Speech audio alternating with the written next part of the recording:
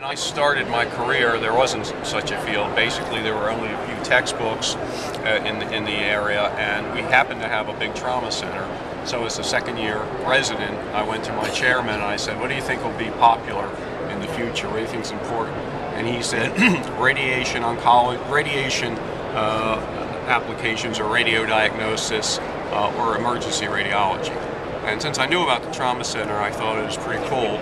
I decided I would give that a try. And it was, like I said, it wasn't really a field yet, but I created a fellowship all different places in the country and got some information and came back and started that job in about 1985. And fortunately for me, it did become a field and a specialty, and it's been a lot of fun. A lot of work, but a lot of fun too. The last book we wrote was a book on imaging and trauma and critical care.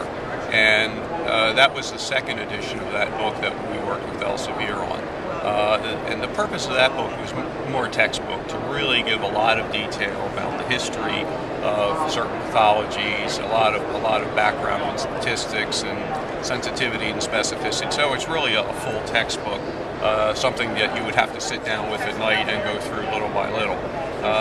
The concept that we've come up now is, rather than to repeat that book and make just an updated version of that book, is to change the focus into something that you would want to have in the reading room at night when you're going to encounter difficult cases. And we think that's really when these books are most helpful. When you come across a case, you're not sure what's going on, and the purpose of this book is to give you a chance to see typical cases of what these things are, and then to give you a lot of unknowns that are challenging, difficult, subtle, what else you would look for to try to hone you down to a diagnosis, things you could mistake a particular entity for, really, at the view box, if you will, at the workstation kind of material. A couple of things about Elsevier that I've really liked. First of all, I've been able to establish really nice personal relationships with the people I've worked with. They are looking at these things beyond the project. They really want to do the right thing.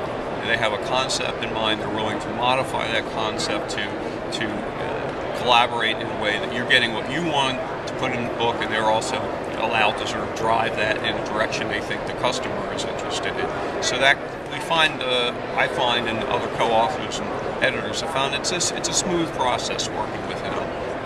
Because they're generally people that we can work with, and they're nice, and they will listen to what we say and modify things appropriately. I love their distribution capabilities, and they've shown us that they can really move the product along in foreign countries. When I'm traveling, I always see the books represented, which makes me feel good, because I can tell the audience, hey, go out and see our book. I get a quarter for each one you buy, because that's the business, and we all know that.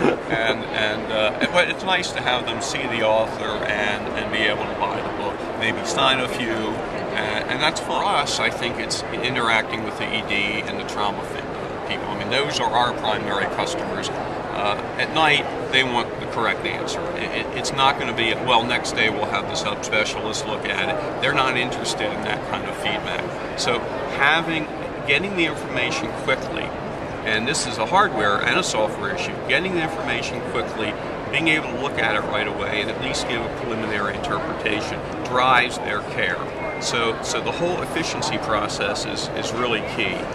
Building software and hardware engines with our vendors to make that happen more quickly is certainly one of our goals, and we're always being hammered to have the report before the patient's off the table, and that will continue. But you want to give the right information, so having people comfortable with, familiar with a large spectrum of pathology, somehow making them subspecialists in a lot of areas, and it's not an easy thing to do. So an educational goal is to try to figure out a way to make that happen, because that's what you have to do at night, and you can't call up this subsection guy, because he's probably not going to be too interested in coming in and looking at a case.